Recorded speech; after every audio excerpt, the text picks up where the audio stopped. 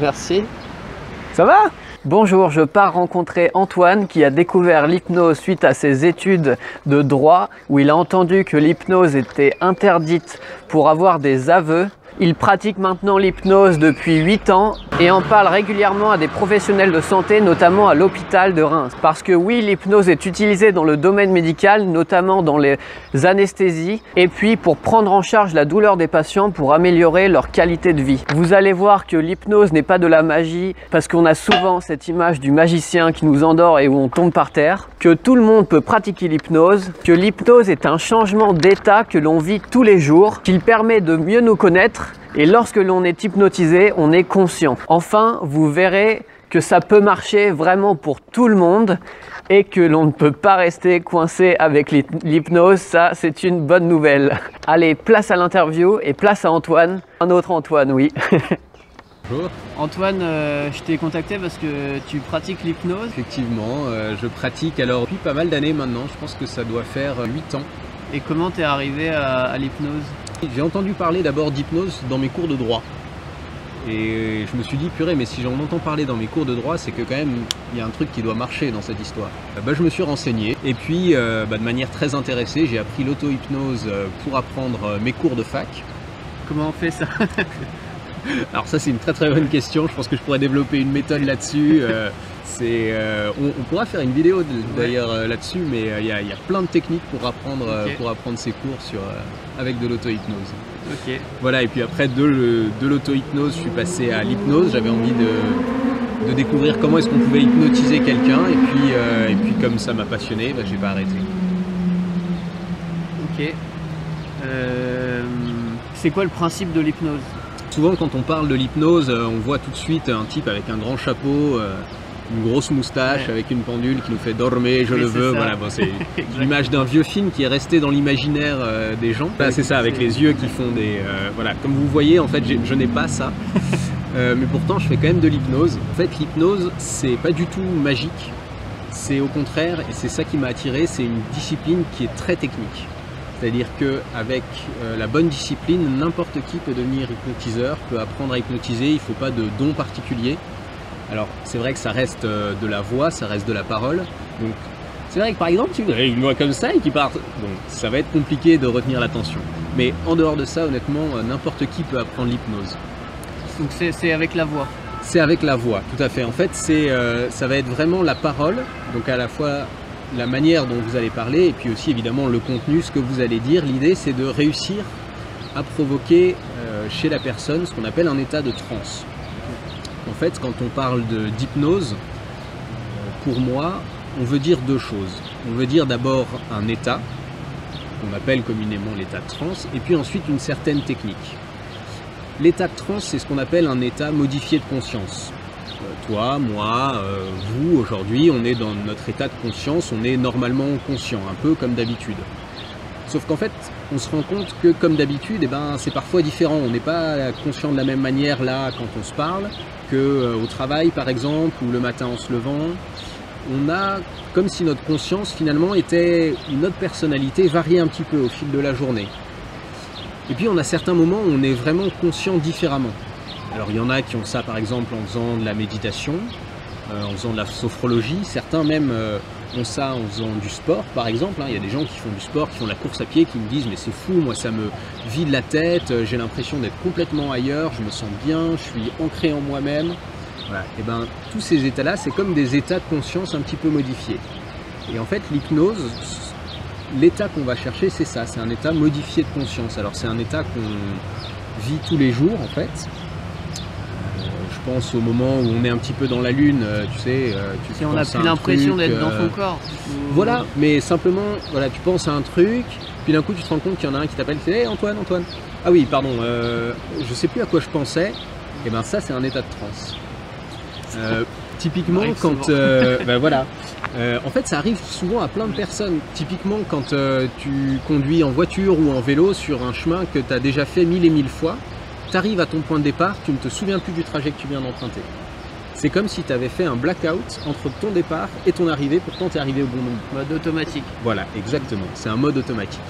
Et l'état qu'on va rechercher en fait avec l'hypnose, c'est ça, c'est un espèce de mode automatique. Donc ça, c'est pour la partie hypnose état. Et puis ensuite, il y a aussi toute une volonté de travail. C'est-à-dire que, comme je disais, finalement, l'état d'hypnose, c'est pas si magique que ça, puisqu'on le vit tous les jours. Mais la particularité, c'est que dans l'hypnose, on souhaite utiliser cet état afin de faire passer un dialogue avec notre inconscient. Alors qu'on appelle ça inconscient, subconscient, voilà. Tu crées un dialogue, toi tout seul? Exactement. Okay. C'est-à-dire que la personne qui va t'hypnotiser va te donner, en réalité va te guider, mais ça n'est jamais qu'un dialogue en fait entre toi et toi-même, entre toi et ton intérieur. T'es schizo. Voilà, exactement. J'allais dire, tu as une nouvelle personnalité, ouais. Mais tu as 1000 nouvelles personnalités à découvrir à l'intérieur de toi, et c'est ça qui est passionnant en fait. C'est ça qui rend l'hypnose intéressante. C'est-à-dire que en fait, tu te retrouves à dialoguer avec toi-même et à prendre conscience de plein de choses. Une des applications finalement très intéressantes de l'hypnose, c'est un petit peu une des thématiques du coup qui fait qu'on se retrouve aujourd'hui, c'est nos habitudes. En fait, on a chacun, on crée en nous une certaine manière de faire des choses dans la vie, une certaine routine quotidienne finalement. On réagit toujours d'une certaine manière et souvent de la même manière face à des situations qui se répètent. Et bien, tout ça, ce sont des choses que notre esprit a construit au fil des années parce que voilà, notre environnement a fait que notre personnalité s'est développée pour telle et telle manière. Et on se dit, bah, c'est tout, je suis comme ça, c'est ma personnalité, c'est mon caractère, je réagis comme ça, point, je me comporte comme ça, point. Et avec l'hypnose, on se rend compte, quand on commence à dialoguer avec soi-même, que tous nos comportements, toute la manière dont on vit en fait, répond à des raisons, répond à des stimuli. C'est parce qu'on a eu des expériences, qu'on a vécu des émotions, qu'on a créé des comportements. Et en fait, avec l'hypnose, l'intérêt, c'est que si on va redialoguer avec tout ça, et ben, en reprenant ces expériences, en réfléchissant ces émotions, et ben, on peut changer ses comportements. L'exigence de ce que c'est que l'hypnose, on peut profiter plus du moment présent et de se dire, ah oui, là, j'étais vraiment dans mes pensées et revenir plus facilement au monde. Ces petits moments d'auto-hypnose où on est parfois un petit peu perdu, je ne sais pas s'ils diminuent avec l'hypnose, mais tu parlais de profiter du moment présent et je pense que j'irai plus loin. L'intérêt de l'hypnose, c'est qu'on peut choisir le moment présent. C'est qu'on peut se dire, en fait, ma vie, mes choix, la manière dont je réagis, dont je me positionne face aux autres, et en fait, j'ai plus à les subir. Parce que j'arrive à prendre conscience et parce que la prise de conscience ne suffit pas toujours, en fait, il faut réussir aussi à mettre en place les stratégies pour pouvoir changer, mais j'arrive à changer, j'arrive à décider de la manière dont je vis et dont je veux vivre, et finalement j'arrive à choisir le moment présent. Ça marche pas forcément déjà pour tout le monde? Alors, l'hypnose, ça marche pour tout le monde. Ça marche pour tout le monde? Ça marche pour tout le monde, mais en fait, il y a plein de manières d'hypnotiser et tout ne fonctionne pas avec tout le monde. Donc tout le monde peut être hypnotisé, mais il faut juste trouver la bonne technique pour la personne. Ça dure combien de temps une séance? Alors c'est très très vaste en fait, ça peut durer 5 minutes comme ça peut durer 1 heure. Tu peux t'hypnotiser en 5 minutes? Alors je peux m'hypnotiser en 5 minutes, oui. Oui, parce que, alors après c'est un petit peu compliqué, on a vraiment différentes profondeurs en fait dans l'hypnose. On peut avoir une hypnose, je dirais, légère, proche de l'état éveillé, voilà, c'est légère, ce qu'on a typiquement quand on est perdu dans ses pensées comme ça et qu'il n'y a plus rien qui se passe, ou quand on est au volant de la voiture et qu'on oublie le trajet. Et puis après on peut avoir des formes d'hypnose un peu plus profondes où là on est vraiment complètement absorbé dans soi-même. Et c'est là qu'on commence à avoir des effets où il peut y avoir une certaine, par exemple, une certaine analgésie qui commence à se faire sentir, où on n'a plus forcément de sensation de douleur, typiquement. Voilà, donc ça peut aller très très loin dans la profondeur des sensations. Pour te réveiller, c'est pareil avec la voix? Alors pour se réveiller, pareil avec la voix. Alors on ne peut pas rester coincé en hypnose. Ça pour le coup, j'ai déjà essayé. Hein, on avait un groupe d'hypnotiseurs et puis voilà, comme on aimait bien tester les choses, on a essayé, hein, donc ils m'ont mis en transe et puis ils m'ont laissé là. Et donc je peux vous le dire et vous rassurer, même si quelqu'un vous met en transe et vous laisse dans un bar sur un banc, vous vous réveillerez, j'en ai fait l'expérience. Et ça a duré combien de temps quand même? 10 minutes, ouais 10 minutes je pense. 10 minutes, ça va. Ouais. Je m'attendais à 2 heures. Non, ça va. J'espère qu'il m'aurait réveillé d'ici là, mais pour les connaissances, je n'étais pas certain. Mais en tout cas, heureusement, ça a duré une dizaine de minutes. Et au tout début, les premiers tests, justement avec ce groupe-là, où vous avez essayé d'hypnotiser des gens, ça s'est passé comment? Je dirais qu'en hypnose, comme dans beaucoup de choses, voilà, c'est en forgeant qu'on devient forgeron, et je pense que les premières armes du forgeron ne ressemblaient pas à grand-chose. Ouais, les gens acceptaient facilement. Les gens acceptaient assez facilement. L'avantage en fait de l'hypnose telle qu'on la pratiquait, alors je disais justement qu'il y avait plusieurs techniques d'hypnose. L'hypnose qu'on utilise dans la rue, c'est de l'hypnose très directive, c'est-à-dire on va dire à la personne, bah voilà, tu fais ci, tu fais ça, et c'est une hypnose qui appelle énormément à l'imagination et à la capacité à visualiser. Okay. Donc si une personne ne sait pas fermer les yeux par exemple et créer une image de voiture et me décrire parfaitement une voiture, ça sera plus difficile pour elle d'être hypnotisée sur ce type d'hypnose-là. On va passer à d'autres techniques. Mais ce qu'on utilise dans la rue, c'est vraiment cette hypnose très visuelle et très directive. Donc souvent on abordait des groupes, parce que c'est plus facile dans un groupe de se dire bah ok d'accord, je veux bien fermer les yeux. Évidemment quand on est tout seul et qu'il y a un type qui nous dit hey, je vais te faire de l'hypnose, ferme les yeux, je lui dis t'es gentil, mon portefeuille est là, je vais... Voilà, donc nous on abordait des groupes et puis on présentait ça vraiment de manière très très ludique. L'hypnose de rue a ce côté assez sympathique, on peut faire ça de manière assez fun, assez sympa. Voilà, donc ça permettait. Et puis c'était une manière de draguer les filles. Ah oui, alors ça aussi, ce qu'on faisait, on était que des mecs. On n'abordait jamais de groupe où il y avait que des filles qui soient d'un même nombre ou d'un nombre proche, parce que sinon ça faisait vraiment tout de suite très drague. Voilà, pour éviter tout de suite, voilà, se dire voilà, non, c'est pas de la drague. Fermez les yeux, donnez-moi votre main. C'est pas de la drague. Je serais assez curieux aussi d'essayer après sur moi, donc peut-être une petite session ou quelque chose. Ouais. Pour vous donner après personnellement mes ressentis. Je vais juste toucher tes poignets, ça va complètement disparaître, regarde, hop. Ok, tu peux les rapprocher normalement. Ok, félicitations, tu peux retomber. Et ben l'hypnose, c'est ça.